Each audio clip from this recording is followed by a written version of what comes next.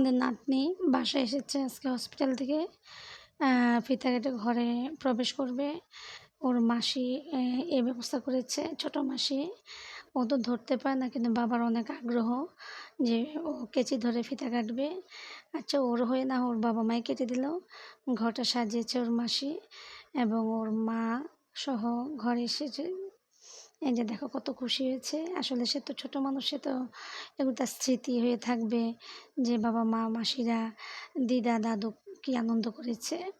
এই যে দেখুন কেক কাটছে, কারণ সে ঘরে প্রবেশ করেছে, সেই জন্য তার জন্য কেক আনা হয়েছে।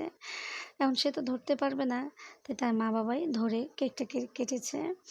এই ভিডিওটা থাকবে তাদের জন্য উপহার আমার ব্লগের মধ্যে।